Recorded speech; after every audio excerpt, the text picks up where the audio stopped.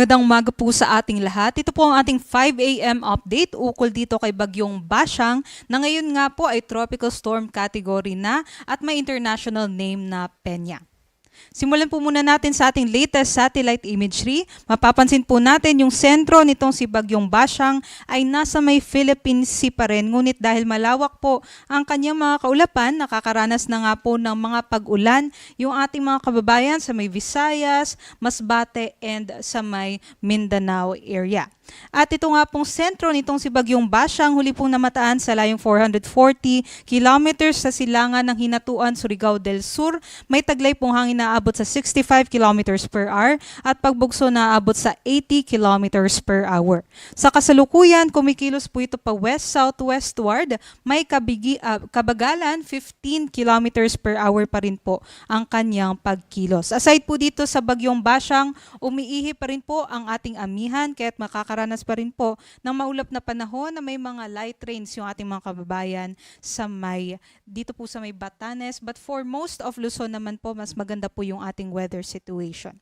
At ito naman po yung ating latest forecast track and intensity. Inaasahan nga po natin ngayong in the next few hours mag-west-southwestward po yung track nitong si Bagyong Bashang. But after that, within 24 hours naman po mag-westward naman po yung motion nitong si Bagyong Bashang. Inaasahan nga po natin maaari na po maglandfall itong si Bagyong Bashang mamayang gabi o bukas ng madaling araw sa may Surigao del Sur at posible nga po habang tinatahak nga po yung areas na ito ay posible po mag-west-northwestward patungo po dito sa may Central and Western Visayas area maging dito sa may Northern Palawan.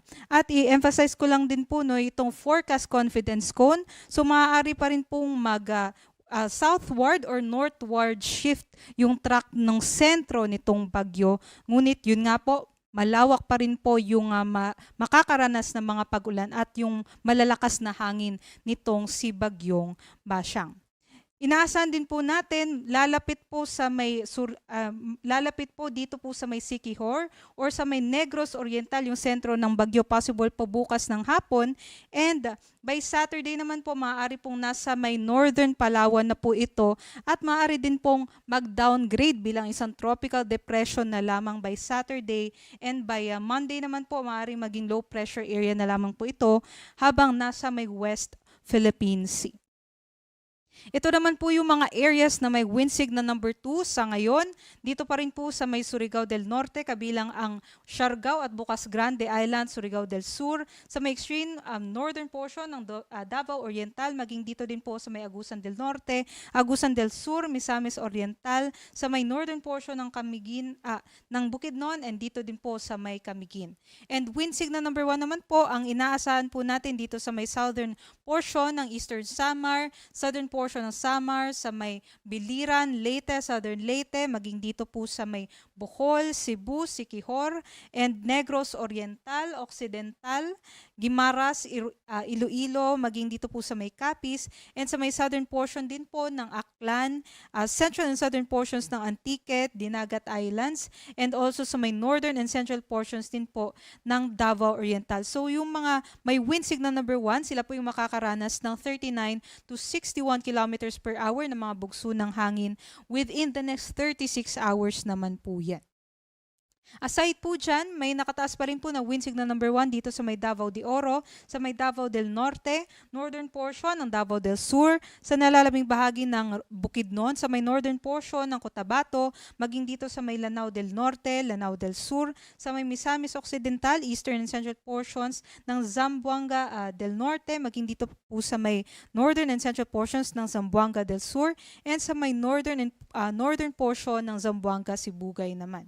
So pinag-iingat nga po natin yung ating mga kababayan na may mga wind signal number 1 and 2 dahil kahit wala pa po tayong nararanasan ngayon ng mga bugso ng hangin, may lead time po kasi yung ating warning na yan. So yung wind signal number 1, within 36 hours pa po natin mararanasan yung mga ganitong hangin, and yung mga may wind signal number 2 naman po within 24 hours naman po natin mararanasan yung mga malalakas na hangin.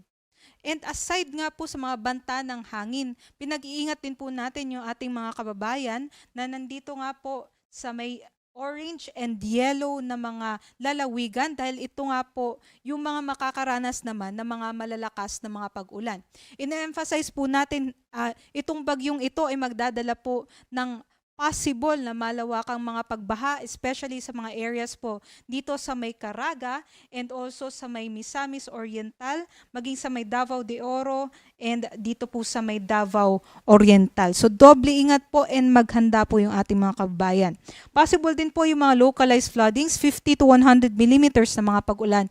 Ngayong araw dito po sa may Eastern Samar, Southern Leyte, sa may Davao del Sur, Bukidnon, Lanao del Norte, Lanao del Sur, Misamis Occidental, maging sa may Zamboanga del Norte.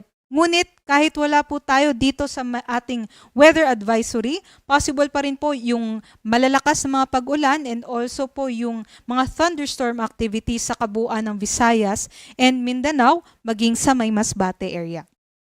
Bukas naman po, inaasahan po natin yung sentro ng bagyo ay maaari pong tumawid na dito sa areas ng Mindanao and also some parts din po ng Central and Western Visayas. So inaasahan po natin, maaari pong makaranas ng 100 to 200 millimeters din na rainfall bukas yung ating mga kababayan. Dito pa rin sa kabuuan pa rin ng Caraga, sa may Northern Mindanao, maging dito po sa may Central and sa Western Visayas and also sa may Negros Island region, pati sa may Southern Leyte. 50 to 100 millimeters pa rin po dito po sa nalalabing bahagi ng Eastern Visayas, maging sa may Davao region, Lanao del Sur, and sa may Zamboanga del Norte. But other than that, possible naman po na meron na pong epekto yung shear line o yung banggaan ng hanging amihan at easterlies dito naman po sa may Bicol region, Quezon, and for the rest of Mimaropa. So meron pa rin po tayong mga pag-ulan dyan bukas. And for Saturday, inaasahan nga po natin, by Saturday, nandito na po sa may Palawan area yung sentro ng bagyo. So possible po yung mga 100 to 200 millimeters na rainfall sa may Aklan and Antique. And for 50 to 100 millimeters na rainfall, possible po yan sa may Mimaropa area and also dito din po sa nalalabing bahagi ng Western Visayas. For the condition po ng ating mga karagatan, inaasahan naman po natin na matataas din po yung ating mga pag-alon hanggang 5 meters po dito sa may Surigao del Norte, maging dito sa Siargao and Bocas Grande Islands, Surigao del Sur, Davao Oriental, maging sa may Eastern Samar and sa may Southern Leyte. So may nakataas po tayo na gale warning dyan. Bawal pong pumalaot ang ating mga kababayan. And also, possible din po yung hanggang 4.5 meters naman po ng mga pag-alon sa may Agusan del Norte, sa may Misamis Oriental, and sa may Northern Samar. But other areas naman po or other seaboards ng ating bansa ay meron pa rin pong katamtaman hanggang sa maalon na karagatan. Para naman po sa storm surge or daluyong, pinag-iingat din po natin yung mga kababayan natin sa may coastal areas, dito po sa mga may yellow. So dyan po yan sa may Southern Leyte, Bohol, Cebu, Dinagat Island, Surigao del Norte, Agusan del Norte, Misamis Oriental, maging sa may Camiguin, Surigao del Sur, and sa may Davao Oriental. So possible po hanggang 2 meters na daluyong yung possible na maranasan ng ating mga kababayan dyan within 48 hours. So yun po, possible nga po yung mga banta ng daluyong, malalakas na mga pag-ulan, and malalakas na hangin within the next 3 to 4 days. Kaya sana po'y maghanda at tumutok po tayo sa magiging mga updates ng Pag-asa. At yun lamang po ang latest mula dito sa Pag-asa Weather Forecasting Center. Ito po